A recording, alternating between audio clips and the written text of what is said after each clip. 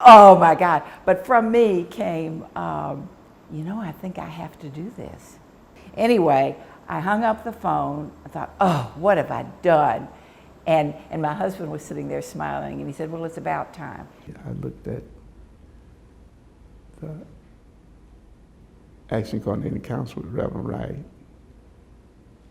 and I looked at the black church, and I could come to the conclusion that Reverend Wright was about the only organization doing anything from a grassroots level in relationship to moving us in the direction we ought to go.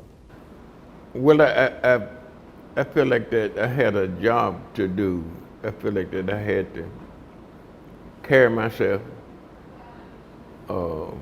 act in such a way is control the crowd. I know that in protesting, I had to be able to control the protest legally. And if you think that you can go up on 10th floor and negotiate with them, and that's all they do, and you got to try to get something to eat and stuff, you can't compete. But if you protest, they can't do with you. They got to deal with you then. We call ourselves the instant pickets. That's when we were at Reverend Wright. When somebody came to us with a problem, we just go picket it, because we just thought that was a thing to do, and it was working. Black and poor people is the blunt of any action. So anytime you got an action, it's black and poor. And I think that the problem that they have with me, that I didn't see black like others, I saw poor folk being mistreated. And since Joan was one of the few black students at the college, one day she saw photographs of black children on the bulletin board saying, looking for volunteers. And she said, black people! And she was so desperate because it's up on the mountain, so she volunteered. When I transferred in, she grabbed me and said, this is where you're going. And eventually I began to preach there. Their action sometimes came with frightening costs, but they emerged stronger with respect for each other. And H.H. Wright found some surprising allies. I went home and pulled in the back. There was 2 white policemen in the back of my house. And I said, well, I guess this is it. One got out and come to me and said, preacher, don't come to town tomorrow, because they're gonna get you. I said, what you talking about? He said, I ain't got nothing to say. He got in there, he got out there. Don't come to town. White man told me that. When they set my house on fire, and we about March told that day and night that this in their sleep, me and my baby. It was white folk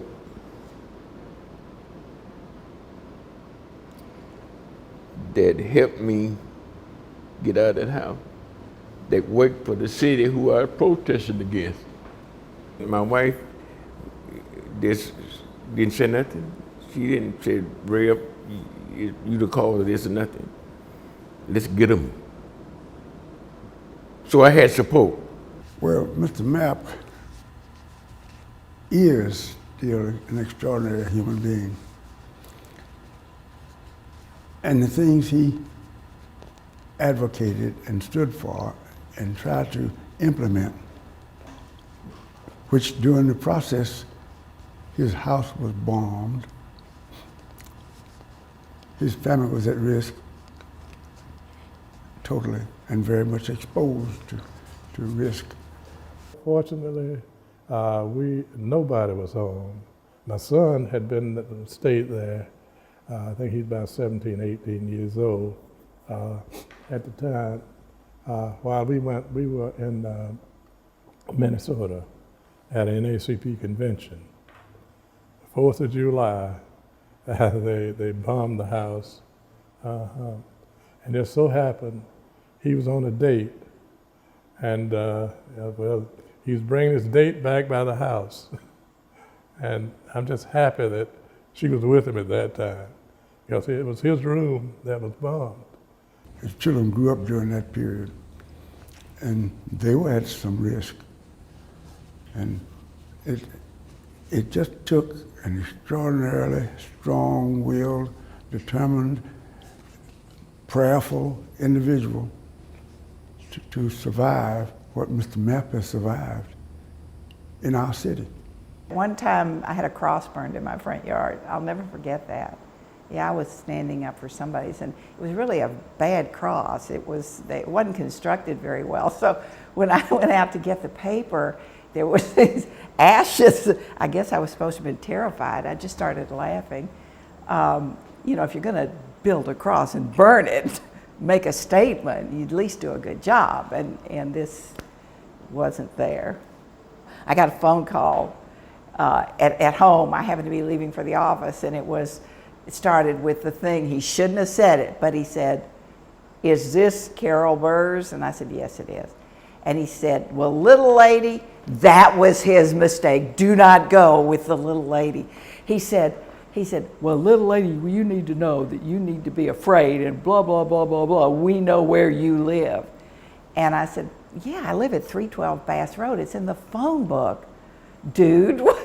So, okay, and it was really funny. He said, "Oh," and hung up, and Sacrifice came for Johnny Holloway as he applied for a draftsman's job in Huntsville. The receptionist refused to take his application. Then Holloway asked to see the manager. That he had 3 children, and that company that he was working for trying to find qualified individuals. If he sent me down there, he'd lose a third of his business, and he wouldn't be able to take care of his family. And as sensitive as I am, I started feeling sorry for the man. So I said, "Look, man, that's all right. I don't want to mess up your whole deal you got here." Although I knew I could have sued him, a whole lot of stuff could happen to him, but it wasn't his fault. And that's when I came to the brilliant conclusion that I had to change the whole world. And that's what I set out to do. When Joan and I came down here, we never experienced the hostility we had experienced in New Jersey. It was more subtle, even from the religious establishment. What would happen is we just simply wouldn't be invited to things. We got married in 1971, which was pretty early in this country to be interracially married. And a lot of people were vehemently opposed to interracial marriage. And some people are today. And you know, they would say, "Well, what about the children?" That was a big question we would get, you know, "What about the children?" And I think what people were saying is, you know, your children won't fit into either community. They will have identity struggles. And I think this is what white people meant, your children will be black. You know, do you want that? I don't feel no waste time from where I started from.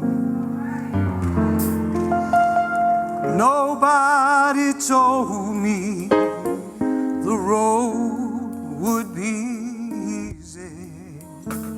We would discuss these names and these situations in our civics classes, and it really instilled in many of us in my class a sense of worthiness, you know, because before that we didn't have Black History Month or anything. We had a Black History Week sometimes. They do not understand where they have come from, and they can't appreciate even what their parents went through, certainly their great-grandparents went through. So, they probably don't know. We do a token thing that we call Black History Month or Black History Week, and we all tell this, we tell the same story as to what really happened there.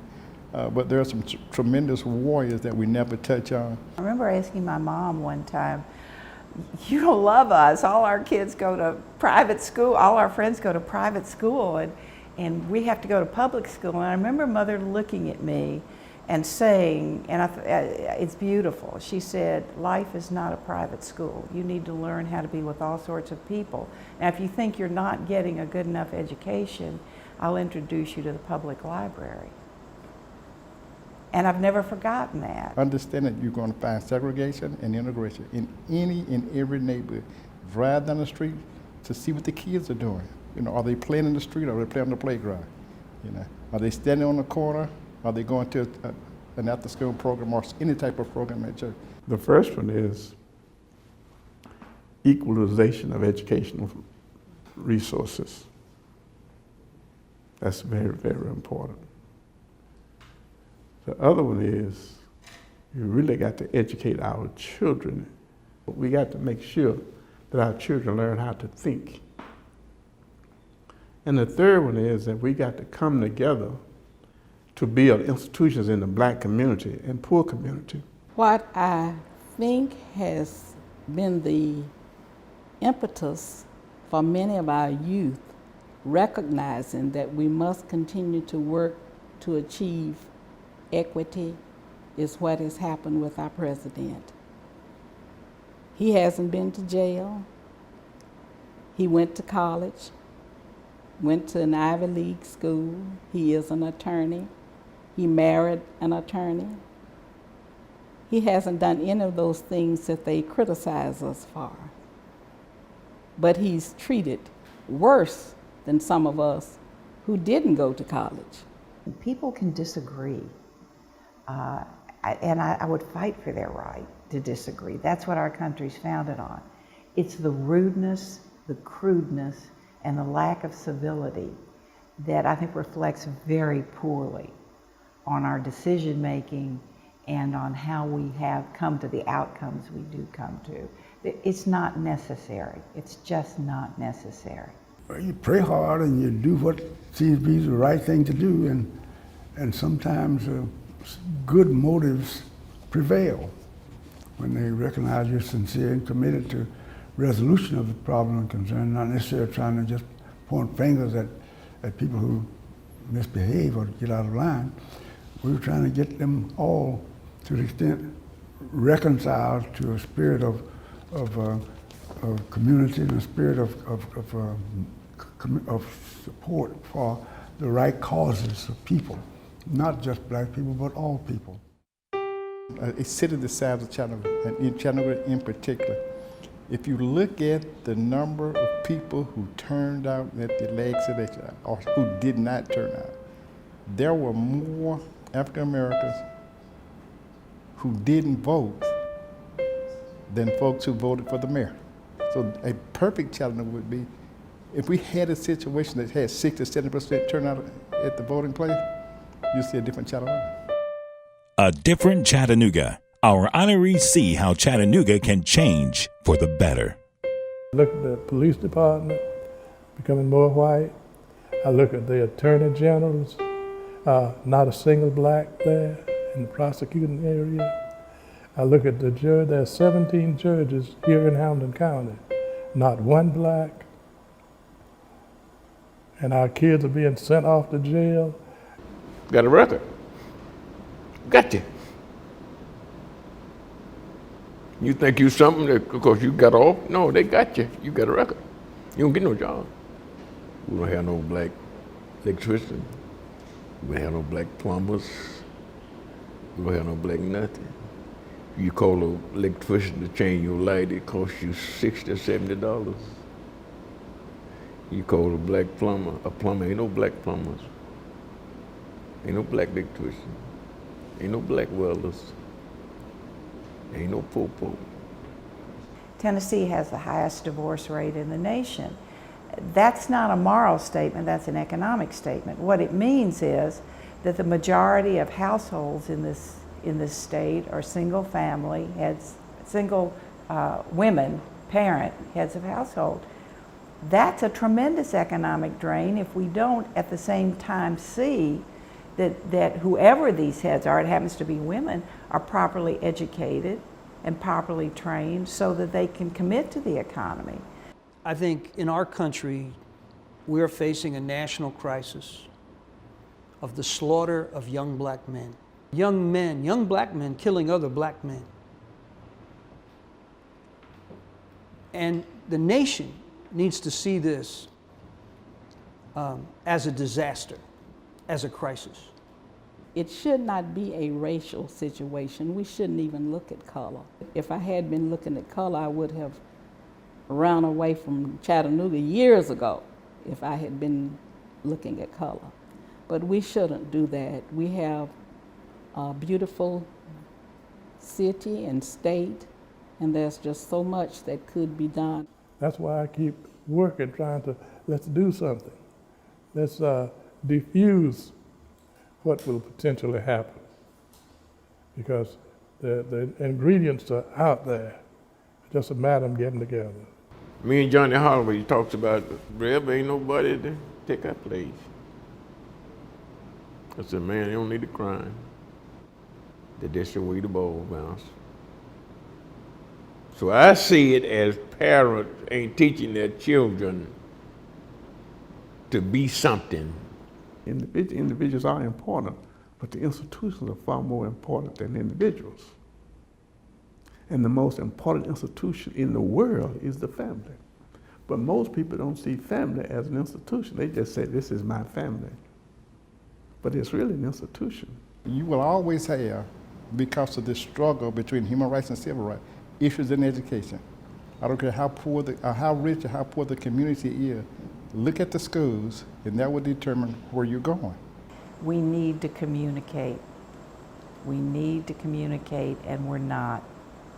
We need to have thoughtful discussions, both sides. There's racism on both sides, and there's more than two sides now. It's gratifying to think about some of the kind of things that I've lived to see and to recognize the human potential that's prevalent in anything that's constructive and meaningful to our community and our people. We have to be prepared for the test. And you never know when the test is coming. That's where your character is revealed. If you are a person of justice, if you are a person who will stand for what is right, you don't know when your Rosa Parks moment is coming. Dr. King once said this, everybody have a right to serve. I believe in that. Everyday life, everybody have a right to serve. It changed for the better. You know, we done went from A to Z. Right now, you can sit anywhere you want on that bus, right? You can sit down in the lunch counter, right? That's A to Z. You can go anywhere you want to. And Dr. King once said, everybody have a right to serve. I live by that.